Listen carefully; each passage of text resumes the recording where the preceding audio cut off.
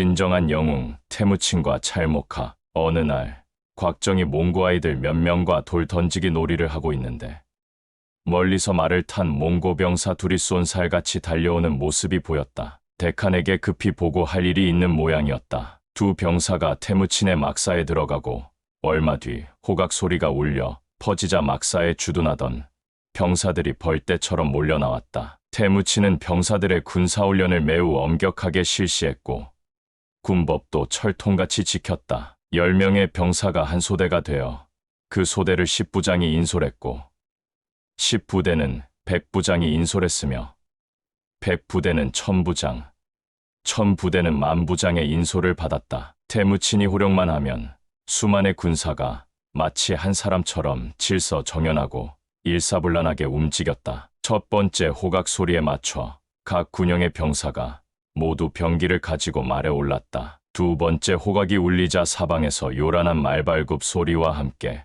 병사들이 한쪽으로 모였다. 세 번째 호각 소리가 멈춤과 동시에 군문 앞 대초원에는 질서정연하게 대오를 갖춘 5만의 군대가 새까맣게 깔렸고 말의 투레질 소리 외엔 사람의 말소리나 병기 부딪히는 소리조차 들리지 않았다. 태무치는 세 아들을 대동하고 군문 밖으로 나와 큰 소리로 말했다. 우리가 무수한 적을 무찌른 건 대금국에서도 이미 아는 바다. 지금 대금국 황제께서 셋째 태자와 여섯째 태자를 이리로 보내 나에게 관직을 내리겠다고 한다.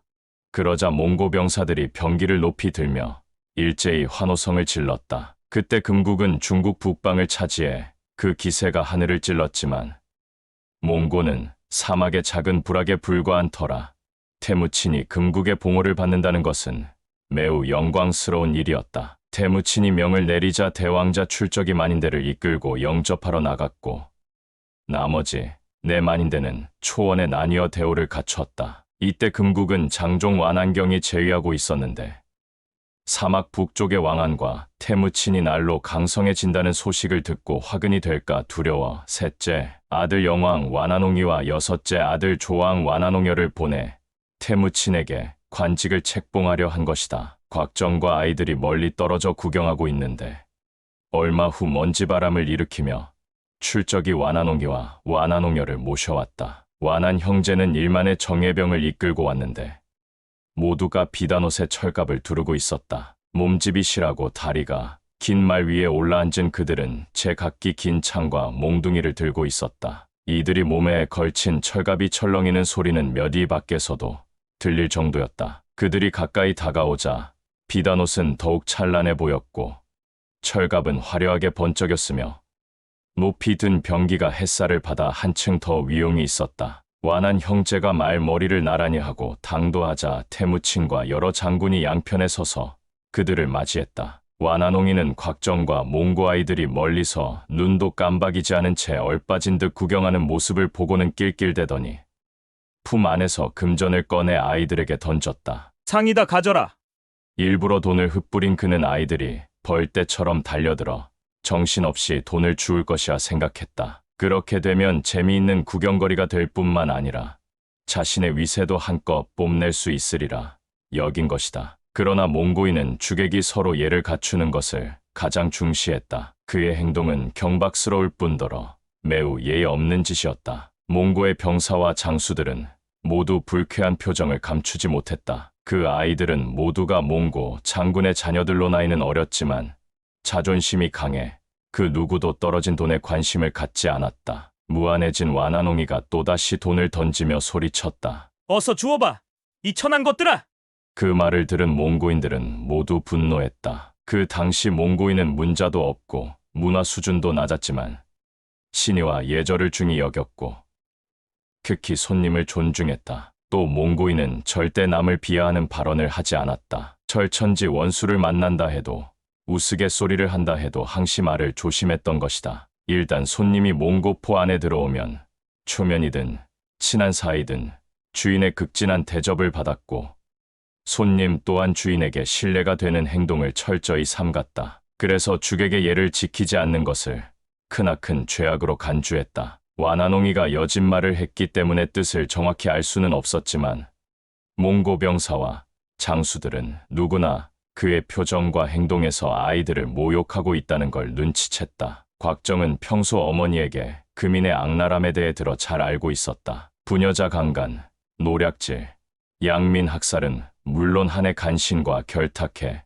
중국의 명장 악비를 죽인 일까지 다 들은 것이다. 그래서 그의 어린 마음에도 일찍부터 금인에 대한 증오심이 뿌리 박혀 있었는데 금 왕자가 그런 무례를 범하자 분노가 치밀어 올랐다. 곽정은 땅에 떨어진 금전 몇 잎을 주워 완한홍이의 얼굴에 힘껏 던지며 소리쳤다. 누가 이깟 돈을 달래? 완한홍이는 고개를 돌려 피했지만 금전 한 잎이 그의 이마를 때리고 말았다. 곽정의 힘이 약해 아프진 않았지만 수만의 군중 앞에서 심한 창피를 당한 꼴이었다. 그러나 태무친 이하 모든 몽고인은 내심 쾌재를 불렀다. 완한홍이는 화가 치밀어 고함쳤다. 내 이놈, 죽고 싶으냐? 그는 눈에 거슬리는 자가 있으면 그 자리에서 죽여버리는 성미였다. 녹이 충천한 완한홍이가 곁에 있던 시위병의 창을 빼서 곽정의 가슴을 향해 날렸다. 셋째 형, 안 돼요! 사태가 심각해지자 완한홍열이 급히 막았지만 이미 창은 날아간 뒤였다. 그 창이 곽정의 목숨을 앗으려는 순간 갑자기 좌측 몽고군의 만인대 속에서 한 발의 화살이 유성처럼 날아와 긴 창에 머리를 맞췄다. 화살은 가볍고 창은 무거웠다. 그러나 화살의 힘이 매우 강해 창이 부러지며 화살과 함께 땅에 떨어졌다. 곽정은 황급히 달아나 피했고 몽고 병사의 갈채 소리는 온 초원을 진동했다. 활을 쏜 사람은 다름 아닌 철별이었다. 완한홍열이 속삭였다. 셋째 형, 그만하세요. 완한홍이는 몽고 병사의 기세에 겁을 먹었는지 반격할 생각은 못하고 애꿎은 곽정만 죽일 듯 노려보며 중얼거렸다. 빌어먹을 놈! 한바탕 소동이 끝난 후 태무친과 그의 아들은 완한 형제를 막사 안으로 모셔 마유주와 양고기, 말고기 등을 대접했다. 대화는 쌍방의 통역이 여진어와 몽고어로 번갈아 진행했다. 식사가 끝나자 완한홍이는 금국 황제의 칙령을 선포하고 태무친을 대금국의 북강 초토사로 책봉했다. 그것은 대금국의 북방 수비를 전담하는 직책으로 후대까지 세습되는 것이었다. 태무친은 꿇어앉아 감사의 인사를 한 뒤 식서와 금대를 하사받았다. 그날 밤 몽고인은 큰 잔치를 열어 완한 형제를 극진히 대접했다. 술 기운이 무르익을 무렵 완한홍이가 입을 열었다. 내일 왕안을 책봉하러 가려 하니 초토사도 우리와 동행해 주시오. 태무친은 크게 기뻐하며 선뜻 응했다. 왕안은 초원에 흩어져 있는 여러 부족의 우두머리로 많은 병사와 재물을 소유했고 인품이 시원시원해 각 추장과 귀족들의 추앙을 받는 인물이었다. 또 그는 태무친의 부친과 결의 형제였다. 그래서 태무친은 부친이 원수에게 독살당하고 의지할 곳이 없게 되자 그를 의부로 삼아 의탁하기도 했다. 태무친의 부인이 신혼 시절 멸하거린들에게 납치됐을 때도 왕안과 일제 찰목합의 공동 출병 덕에 멸하거린을 무찌르고 아내를 되찾아올 수 있었다. 그래서 태무친은 의부 왕안이 책봉된다고 하자 매우 기뻤다. 태무친이 물었다. 책봉할 사람이 또 있습니까? 완한홍이가 고개를 저으며 대답했다. 없소. 이에 완한홍열이 한마디 덧붙였다. 북방에서는 대칸과 왕안 두 분만이 진정한 영웅오거릴 뿐 다른 사람은 거론할 가치가 없소. 그러자 태무친이 말했다. 이곳에도 걸출한 인물이 있는데 두 분 왕야께서는 아마 들어보지 못하셨을 겁니다. 완한홍열이 놀라 물었다. 그래요? 그게 누구요? 바로 소장이 의제 찰목합입니다. 의리가 있고 용맹하며 용병술에도 능하니 그에게도 관직을 내려주십시오. 태무친이 부탁했다. 태무친과 찰목합은 중마고우로 둘이 의형제를 맺을 당시 태무친은 겨우 11살이었다. 몽고에서는 의형제를 맺을 때 서로 선물을 주고받는 풍습이 있는데 당시 찰목합은 태무친에게 구름 형상이 박힌 차도를 주었고 태무친은 찰목합에게 물결, 무늬의 차도를 주었다. 몽고 아이들에게 차돌은 일종의 장난감이기도 했지만 토끼 사냥에 필요한 도구로도 사용했다. 의형제를 맺은 두 사람은 꽁꽁 얼어붙은 알라나에서 차돌 던지기 놀이를 하곤 했다. 이듬해 봄, 찰목합은 솥불에 구멍을 뚫어 만든 소리 나는 화살촉을 태무친에게 선물했다. 태무친은 담례로 동백나무 화살을 선물했다. 이로써 두 사람은 두 번째 결의를 맺은 셈이 되었다. 성인이 될 때까지 둘은 왕안의 불악에 머물며 서로를 극진히 아꼈는데 이따금 누가 먼저 일어나는가 내기를 걸기도 했다. 이긴 사람이 왕안의 청옥배의 말젖을 받아 마셨다. 그 후 태무친의 아내가 적에게 납치되자 왕안과 찰목합은 공동 출병해 기어코 태무친의 아내를 구해왔다. 그때 태무친과 찰목합은 서로 금대와 말 한 피를 맞바꾸며 세 번째 결의를 맺었다. 둘은 같은 잔으로 술을 마셨으며 밤에도 같은 이불을 덮고 잤다. 훗날 두 사람은 양떼의 이동으로 잠시 헤어졌다가 점차 휘하 부족이 늘면서 각자 큰 명성을 얻게 됐다. 그 뒤로도 서로의 우정은 지속됐고 친형제보다 더 우애가 두터웠다. 그래서 태무치는 자신만 책봉되자 미안한 생각이 든 것이다. 완한홍이가 냉랭한 목소리로 말했다. 그 많은 몽고인에게 관직을 다 내리란 말이오? 우리 금국엔 그만한 자리가 없소. 완한홍열이 눈짓을 줬지만 완한홍이는 아랑곳하지 않고 태무친의 청을 무참히 거절했다. 태무친은 그 말을 듣자 몹시 기분이 상했다. 그럼 소장의 관직을 그에게 양보하겠습니다. 소장은 책봉받지 않아도 그만입니다. 그러자 완한홍이가 허벅지를 내리치며 고함쳤다. 지금 대금국의 관직을 우습게 여기는 거요?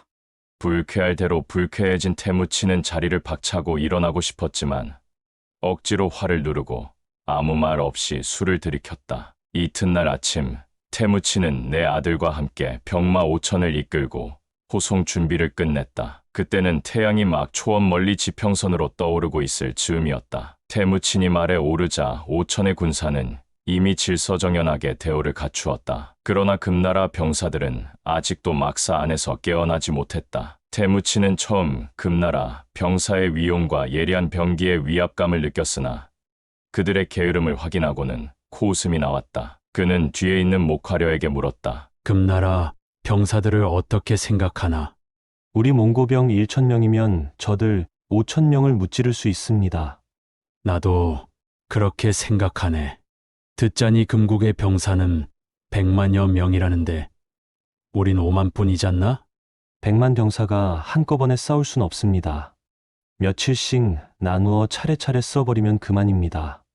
태무치는 목화려의 말에 흐뭇해하며 그의 어깨를 다독였다. 역시 자네의 용병술은 내 맘에 쏙 들어. 물론 1,000근의 고기를 먹는 건 어렵지 않지. 다만 하루에 다 못 먹는 게 문제일 뿐이네. 두 사람은 동시에 큰 소리로 웃었다. 잠시 후 태무친이 말을 타고 가려는데 막내 타르의 말 한 장이 비어있는 게 보였다. 그가 고함쳤다. 타르는 이때 타는 겨우 9살로 아직 어린애였다. 하지만 태무치는 내 아들 모두에게 엄격한 군사훈련을 실시했고 게으름을 피우면 결코 용서치 않았다. 태무친이 노하자 병사들은 모두 안절부절 못했다. 특히 타르의 사부인 대장 바기올은 데칸이 아들을 책망하자 몹시 당황스러워 우물쭈물 대답했다. 원래 늦잠을 좀 자는데 제가 가보겠습니다. 그가 말을 돌리는데 두 아이가 손을 잡고 뛰어오는 모습이 보였다. 비단 머리띠를 두른 아이는 바로 태무친의 막내 아들 타였고 다른 한 아이는 뜻밖에도 곽정이 있다. 타레가 태무친에게 다가와 인사를 했다. 아버지, 안녕히 주무셨어요. 태무친이 고함쳤다. 어디 갔던 거냐? 방금 곽정과 강가에서 의형제를 맺었는데 곽정이 저에게 이걸 줬어요. 타레가 대답하며 손에 쥔 빨간 수건을 내보였다. 그것은 이평이 곽정에게 만들어준 것이었다. 그러자 태무치는 갑자기 찰목합과 결의를 맺은 어릴 때가 생각나 마음이 흐뭇해졌다. 천진난만한 두 아이의 모습에 그의 표정은 이내 온화해졌다. 태무친이 곽정에게 다정하게 물었다. 넌 무엇을 받았느냐? 이거요. 곽정이 대답하며 자기의 목을 가리켰다. 태무친이 보니 그것은 막내 아들이 평소 걸고 다니던 황금 목걸이였다. 이제 서로 아끼고 사랑하며 돕고 지내거라. 태무친이 미소 짓자 타로와 곽정은 고개를 끄덕였다. 모두 말에 타라.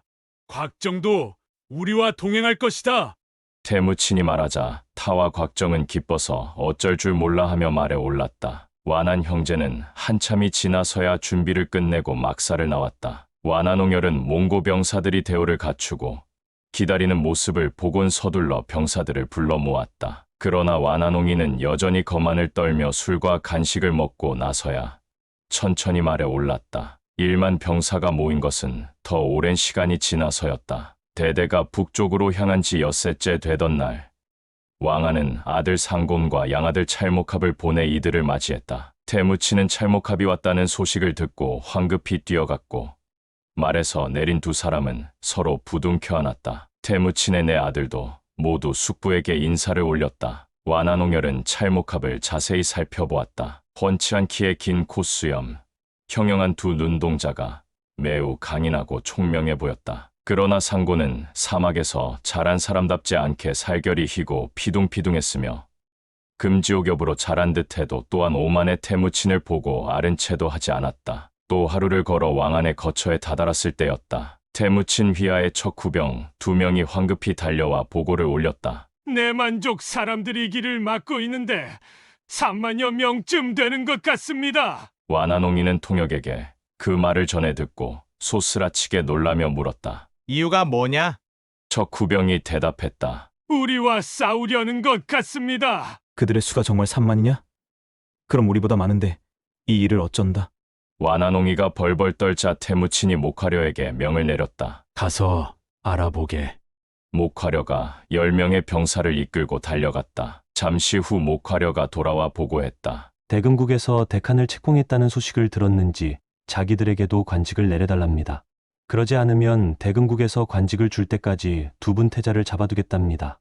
또 자기들의 관직은 대칸보다 높은 것이라야 한답니다. 그 말을 들은 완한홍이의 얼굴이 하얗게 질렸다. 관직을 뺏으려 하다니 그건 곧 모반이 아니오? 이를 어쩐단 말이오? 그러나 완한홍열은 형과 달리 의연한 태도로 만일을 대비의 대오를 갖추라 명했다. 이때 찰목합이 입을 열었다. 형님, 내만인들은 시시때때로 우리 가축을 훔쳐가고 무고한 양민을 괴롭히니 이대로 두어선 안 될 것 같습니다. 대금국의 태자 2분의 의견은 어떠신지.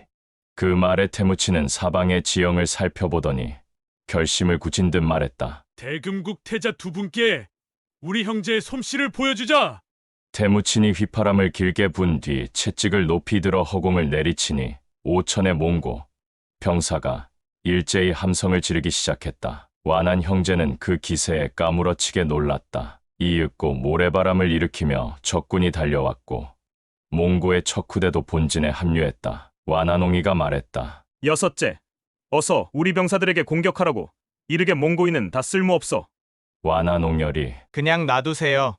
라고 속삭이자 완한홍이는 뭔가 눈치챈 듯 고개를 끄덕였다. 그러나 몽고 병사들이 함성만 지를 뿐 움직이지 않자 완한홍이가 눈썹을 치켜 올리며 의아한 듯 물었다. 뭐 하려고 저렇게 돼지 먹다는 소리를 지르는 거지? 저렇게 꾀꾀거린다고 적들이 놀라기나 할까? 한편 박이올은 병사들을 이끌고 왼편에 서서 타르에게 말했다. 내 뒤를 잘 따르세요. 적을 어떻게 죽이는지 똑똑히 지켜보셔야 합니다. 그 말에 타르와 곽정도 병사들을 뒤따르며 열심히 고함을 질렀다. 적병들은 눈 깜짝할 사이에 수백 보 거리까지 다가왔지만 몽고 병사들은 여전히 고함만 질러댔다. 지켜보고만 있던 완한홍열이 달려오는 내만인의 기세에 불안했는지 다급히 명을 내렸다. 활을 쏴라! 그러나 아직은 거리가 멀어 금나라 병사가 쏜 화살은 도중에 떨어지고 말았다. 완한홍이는 흥악하게 생긴 적들이 돌진해 오자 놀란 가슴이 더 쿵쾅거려 완한 홍열에게 말했다. 저들의 요구대로 아무 관직이나 하나 주면 어떨까? 좋은 게 좋은 거라고. 괜히 힘들일 거 없잖아.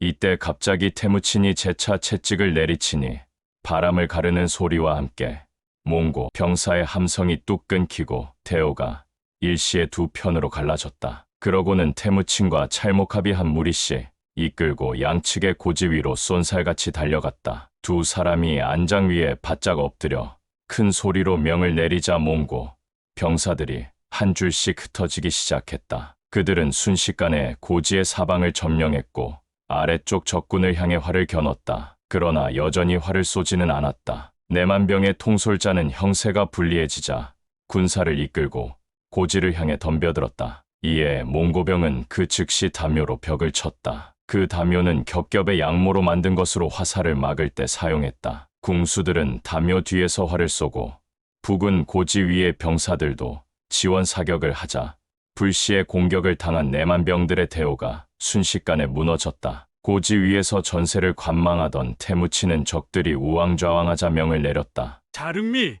적의 후미를 공격하라!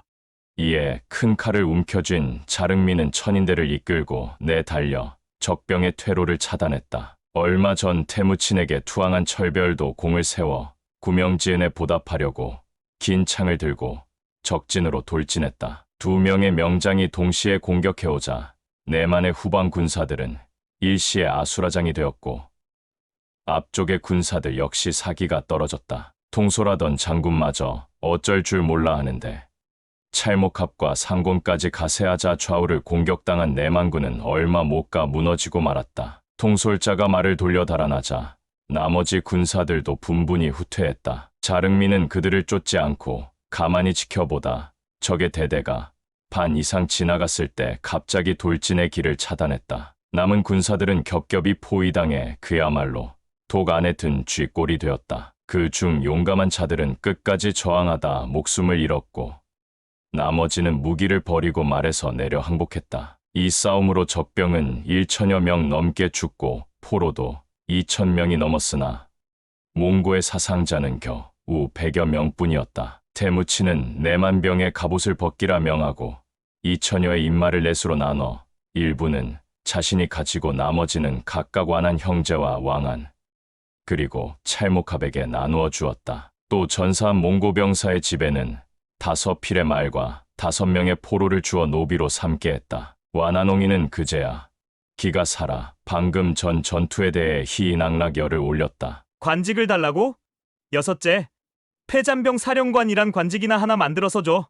그는 그렇게 말하며 배를 잡고 웃었다. 그러나 완한 홍열은 태무친과 찰목합이 적은 수로 대군을 이긴 용병술과 기지가 사뭇 두렵다는 생각이 들었다. 북방의 각 부족이 서로 다투는 덕에 우리가 무사하지만 만약 태무친과 찰목합이 사막의 부족을 통일한다면 계금국도 무사할 순 없다. 그가 거느린 1만 정예병은 싸울 엄두도 내지 못했을 뿐더러 매만의 선봉대가 돌진하자 다들 두려워 벌벌 떨고만 있었다. 그러니 싸워봤자 승패는 뻔했을 것이다. 역시 강인한 몽고인은 두려움의 대상이 확실했다. 이런 생각을 하고 있는데 갑자기 앞쪽에서 모래바람이 휘날리며 또 한 무리의 군마가 달려왔다. 와나농이가 웃으며 말했다. 좋아, 통쾌하게 싸워보자. 이때 몽고의 척후병이 와서 보고했다. 왕안이 직접 대금국의 2 왕자를 영접하러 왔습니다. 태무친, 찰목합, 상곤 3사람이 얼른 앞으로 나서 맞이했다. 빛부연 흙먼지가 흩날리는 가운데 수백 명의 친위대를 이끌고 왕안이 가까이 달려왔다. 그는 말에서 내리자마자 태무친과 찰목합 2 양자를 데리고 완한 형제 앞에 무릎을 꿇고 절을 올렸다. 왕안은 머리카락과 수염이 은색이고 몸집이 뚱뚱했다. 몸에 검은 표범, 가죽으로 만든 장포를 걸치고 황금 허리띠를 둘러서인지 아주 위풍당당해 보였다. 와나농열은 즉시 말에서 내려 답례를 했지만 와나농이는 안장에 앉은 채 폭권에 예만 취했다. 왕안이 정중하게 말했다. 내만인이 2 왕자께 무례한 행동을 할까 두려워 급히 달려왔는데 세 아들이 그들을 물리쳐 다행입니다. 그는 완한 형제를 자신의 거처인 커다란 몽고포로 안내했다. 몽고포 안은 짐승 가죽이 널려 있고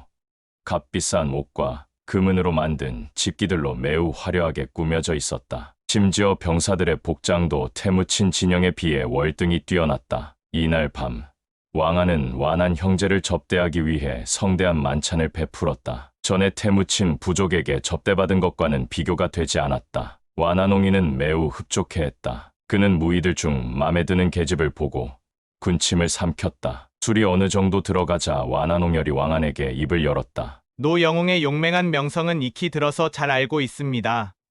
몽고 젊은이들 중에도 걸출한 인재가 있을 텐데 한번 만나보고 싶습니다.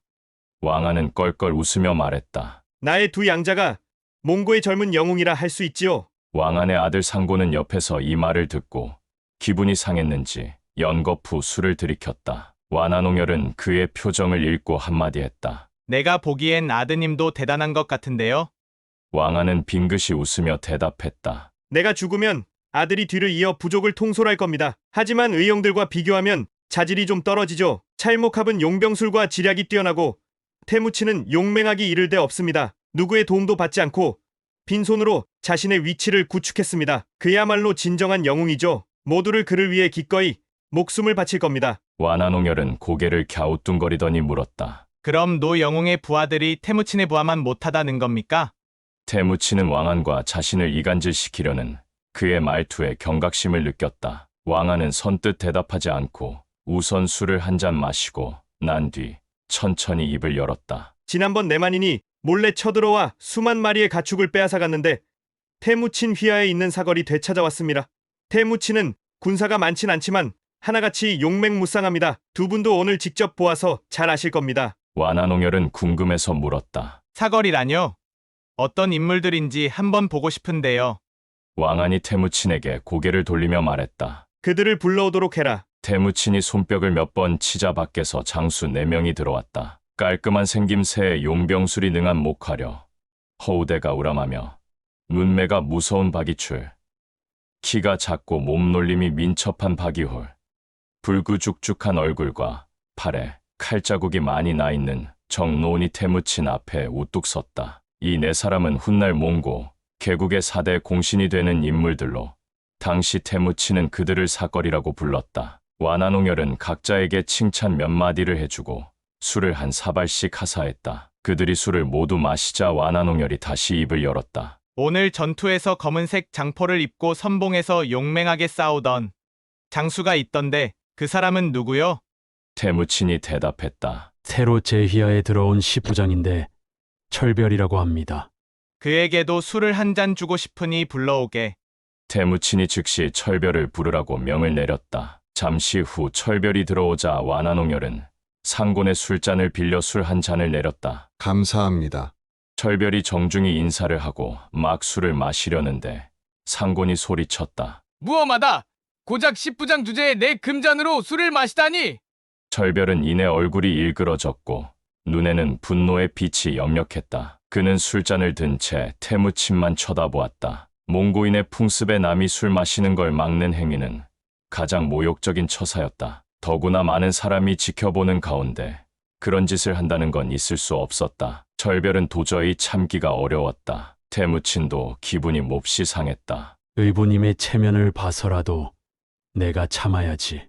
태무친은 철별의 난처한 처지를 모면해주기 위해 앞으로 나서 말했다. 내가 대신 마실 테니 술잔을 이리 다오. 그는 철별에게서 술잔을 받아 단숨에 비워버렸다. 철별은 상곤을 노려보고 나서 성큼 밖으로 걸어 나갔다. 뒤에서 즉시 상곤의 호통이 터졌다. 돌아와! 철별은 그 말에 아랑곳하지 않고 고개를 뻣뻣이 세운 채 나가버렸다. 상곤은 코웃음을 쳤다. 태무친 의형은 사거리 자랑스러울지 모르지만 내가 아끼는 것을 풀어놓으면 무용지물이 될걸. 그가 태무친을 형이 아닌 의형으로 부르는 데는 그럴 만한 이유가 있었다. 태무친은 왕안을 의부로 모셨지만 상곤은 태무친과 정식으로 형제 결연을 맺지 않았다. 완한홍이는 상곤의 말을 듣자 호기심이 생겼다. 자네가 아끼는 것이 도대체 뭐기에 그리 대단하지? 궁금한데. 상곤은 우쭐대며 대답했다. 밖에 나가보면 아실 겁니다. 왕안이 호통쳤다. 뭐 하는 짓들이냐? 어서 술이나 마셔. 완한홍이는 앞으로 벌어질 상황에 흥미를 느꼈다. 술도 이제 거나하게 마셨으니 재미있는 구경이나 해봅시다. 그는 그렇게 말하며 자리에서 일어나 밖으로 걸어나갔다. 다들 그의 뒤를 따를 수밖에 없었다. 밖에는 곳곳에 수백 개의 모닥불이 밝혀져 있고 병사들이 모여 앉아 술을 마시고 있었다. 그들은 대칸이 나온 것을 보자 일제히 환호성을 질렀다. 서쪽에 자리하고 있는 병사들은 거의 동시에 일어나 질서정연하게 줄을 맞춰 섰다. 바로 태무친의 부하들이었다. 동쪽에 자리한 왕안의 부하들도 일어났다. 하지만 그들은 시시덕거리고 귓속말을 주고받는 등 산만하고 무질서해 보였다. 완한홍열은 그것을 놓치지 않고 간파했다. 왕안의 군사는 수는 많지만 역시 태무친만 못해. 태무친은 불빛을 빌려 철별이 아직도 분을 사귀지 못하고 있는 것을 확인하곤 소리쳤다. 술을 가져와라. 부하가 즉시 큰 주전자에 술을 가져왔다. 태무친은 주전자를 높이 들어 올리고 다시 소리쳤다. 오늘 우리는 내만인을 상대로 대승을 거뒀다. 모두들 수고가 많았다. 이곳저곳에서 군사들의 함성이 들려왔다. 왕안 대칸께서 영도해 주신 덕분입니다. 태무친 칸이 앞장서 싸움에 이길 수 있었습니다. 태무친의 음성은 우렁찼다. 특별히 잘 싸운 장수가 있었다. 종횡무진으로 적진을 휘젓고 다니며 적군을 수십 명 죽인 그 자가 누구냐? 병사들은 이구동성으로 대답했다. 십부장 철별입니다. 태무치는 더욱 음성을 높였다. 십부장이라니? 그는 백부장이다. 병사들은 의아했으나 이내 그의 말뜻을 알아차리고 환호를 연발했다. 철별은 용사다. 백부장이다. 백부장으로 손색이 없다. 태무친이 자릉미에게 명했다. 가서 내 투구를 가져와라. 자릉미가 투구를 가져오자 태무치는 그 투구를 번쩍 들어 올렸다. 이건 내가 적을 무찌를 때 늘 쓰던 투구다. 오늘 이것을 출잔 삼아 진정한 용사에게 한 잔 권하겠다. 그는 투구의 술을 가득 따라 자신이 먼저 벌컥벌컥 들이마시고 철별에게 건네주었다. 철별은 너무 감격스러워 그 자리에 무릎을 꿇고 투구를 받아 단숨에 마시고는 나직하게 말했다. 아무리 귀한 보석이 박힌 금잔이라 하더라도 대칸의 투구만 못합니다. 태무치는 미소를 지으며 투구를 받아 머리에 썼다. 몽고 병사들은 조금 전에 상곤이 철별에게 모욕을 준 사실을 다 알고 있었다. 결코 남의 일 같지 않았다. 심지어 상곤의 부하들도 분개했다. 그런 상황에서 태무친이 뜨거운 애정을 갖고 철별의 쓰라린 마음을 달래 주자 모두 소리 높여 환호성을 내지르며 기뻐한 것이다. 완화농열은 내심 느끼는 바가 있었다. 태무치는 역시 인걸이야. 철별은 틀림없이 목숨을 걸고 그에게 충성을 다하겠지. 우리 조정에선 다들 몽고인이 힘만 세지 머리는 텅 비었다고 하는데 그들을 너무 과소평가한 거야. 완화농이는 사거를 무용지물로 만들어버릴 수 있다는 말에만 관심이 있는지라 호피가 깔린 의자에 앉자마자 상곤에게 물었다. 도대체 무슨 재주로 사거를 누르겠다고 호언장담을 했지? 상곤은 빙긋이 웃으며 그에게 소곤거렸다. 아주 좋은 구경을 시켜드리겠습니다. 사거리 아무리 날뛰어도 내가 키우는 2마리의 짐승만 못할 겁니다. 그는 이어 목청을 가다듬고 소리쳤다. 어서 사거를 불러와라.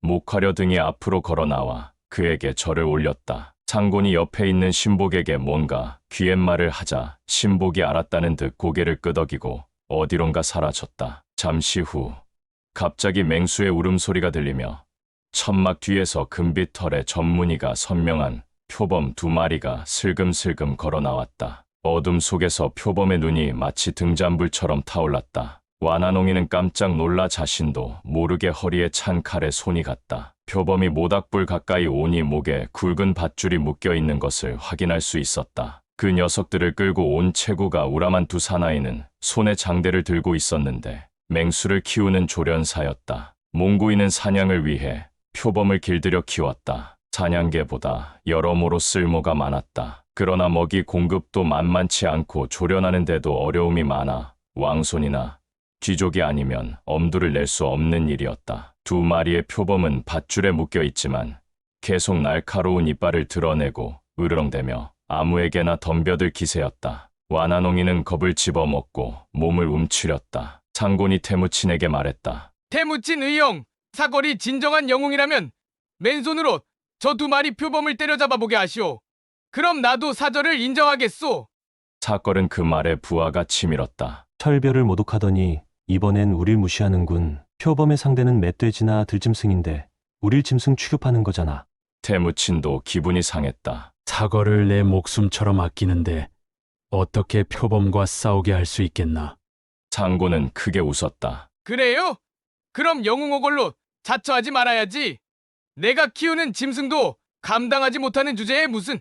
사걸 중 정노호는 성격이 불같았다. 그가 성큼 앞으로 나서더니 태무친에게 말했다. 대칸, 우리가 웃음거리가 되는 건 상관없지만 대칸의 체면을 손상시키고 싶진 않습니다. 표범과 싸우겠습니다. 완화농이는 얼씨구나 좋아하며 당장 붉은 보석이 박힌 자신의 반지를 뽑아 땅에 던지며 말했다. 누구든 표범을 때려잡는 사람이 그 반지를 가져라. 정노원이 반지를 거들떠보지도 않고 앞으로 나서자 목화려가 그를 잡으며 말했다. 우린 용감하게 적과 싸워 명성을 얻은 거지. 표범을 상대한 건 아니잖아. 표범이 군사를 지휘할 수 있나? 안년 매복해 적을 포위할 재간이 있나? 한낱 미물일 뿐이니 그만두게. 태무친이 빙긋이 웃으며 나섰다. 상곤, 아우, 자네가 이겼네. 그는 보석 반지를 주어 상곤의 손에 쥐어 주었다. 상곤은 반지를 끼고 손을 높이 들어 올려 미친 듯 웃음을 터뜨렸다. 승리자로 자처하며 의기양양해하는 모습이었다. 왕안의 부하들은 환호성을 질렀다. 찰목합은 눈살을 찌푸리며 아무 말도 하지 않았다. 태무치는 그저 태연자약할 뿐이었다. 사걸은 분연히 물러갔다. 좋은 구경거리를 놓쳐 기분이 상한 완한홍이는 왕안에게 미녀 2명을 얻어 침실로 직행했다. 이뷰. 이번 장은 몽고 초원의 지도자 태무친의 진정한 면모를 보여주는 대목입니다. 금나라 사절의 오만한 태도와 내만인의 도발 속에서도 태무친은 냉정하고도 기계 있게 위기를 돌파하며 강한 지도자의 풍모를 드러냅니다. 의형제 찰목합과의 끈끈한 의리, 병사들을 향한 따뜻한 배려, 그리고 사절 철별에게 베푼 진심 어린 위로는 몽고인의 정신과 태무친의 품격을 잘 보여줍니다. 곽정은 아직 어린 나이지만 불의에 맞서는 당찬 모습으로 존재감을 드러내고 몽고의 사걸은 각기 개성 있는 인물들로 그려져 앞으로의 활약을 기대하게 만듭니다. 이 장은 단순한 전투의 승리가 아닌 진정한 리더십과 공동체의 결속, 그리고 영웅이란 무엇인지 깊이 있게 묻는 이야기였습니다.